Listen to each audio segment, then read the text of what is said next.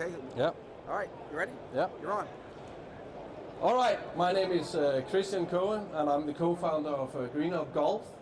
We want to bring in more sustainability to golf. This is a Danish startup company, so I'm from Denmark, so pardon my language if I may not be as good as English, but I do my best. So we found out that two things, that the greenkeepers equipment is harmed by the bamboo wood and especially the plastic tees, and also we see that there's a need of more sustainability in golf. So we invented a compound that is made out of biomaterial and upcycled coffee. Yes, coffee, that's why it smells of coffee. So there's absolutely no microplastic in it at all. So the tees, everything is made in Denmark currently. And we just launched our new pencil, which we look very much forward to. So in essence, that's our contribution to a more sustainable round of golf, now from tee to green. Yeah, that's it. Please. Who is your customer segment? I mean, you're in Europe, compared, which might be a little bit more sustainability oriented. So what are your thoughts? Well, our thoughts are that we now have a distributor covering both New Zealand, Japan, Australia and the North American market. And we do see a potential because bamboo is okay-ish, but it's fully painted and there's absolutely a need for unique things, especially for the high-end clubs who's charging quite many money for the green fees, but they're giving away the same bamboo tees that the next door neighbor is doing. And there's absolutely no producing in producing. It's upcycled, it's circularity, and that's sort of, especially for Europe, that's where we're aiming at, and I think also going here to the US. So we're well covered in Europe. We've got distributors in Spain, UK, Norway, Sweden, Germany, Austria, Switzerland, and now also covering North America, New Zealand, Australia, and Japan, going into that. Tees are tees, right? Yeah. I break tees, I leave them on there, I don't look at them, I got 100 tees in my bag. Why do I want to make this so unique for me? Well, it's unique for you, it's also unique for the golf courses to show that they're going the sustainable way, that they're thinking about, you know, the next step. And also for the greenkeepers, that is less harming for the equipment because they break when it's wooden tees. So what's your end goal with this? Who are you trying to sell this to? You're trying to get into retail? You're trying to get on every golf course? What's the end goal? Every golf course is a nice end goal, but I'll do it half.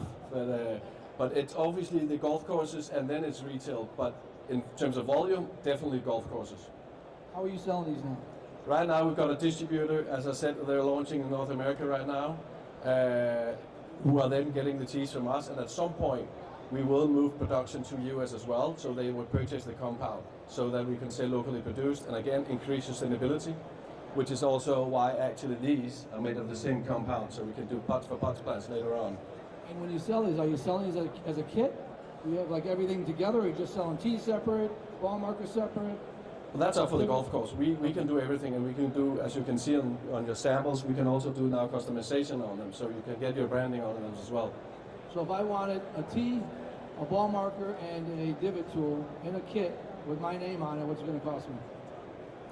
That's up for my distributors to say, but around $8, I assume.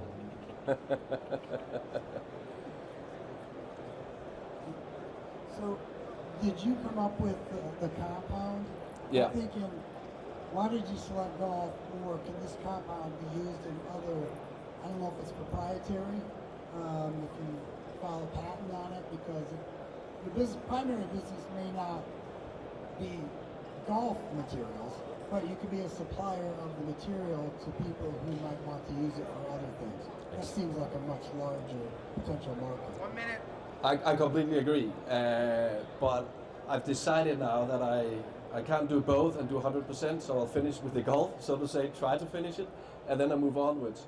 The material is actually approved for cutlery in the US and India, and that is, I mean, even bigger market. But there's sold 2 billion tees every year. And to your point, when I look at like a typical plastic tee or wood tee, from a cost standpoint, that has to be really competitive for someone like Chris, who's not a really good golfer. He's not good in sports at all, but that's beside the point. He's not going to pay that much money. It's very competitive in price. Okay, good. It is. Actually, I would go as far as saying, obviously it's a higher price than the Chinese things, but never compete with that, because there's also sustainability, and there's the advantages and all. Yeah, it's a value. You're adding some value. Yeah. It's our contribution to a more sustainable round of golf from tee to green. And that's the key. When you sell, you have to sell the value. Yeah, agreed. That was it, 5 minutes already? Thank Wow. you. Those are your samples, please. Don't forget to vote. Vote for your best pitcher.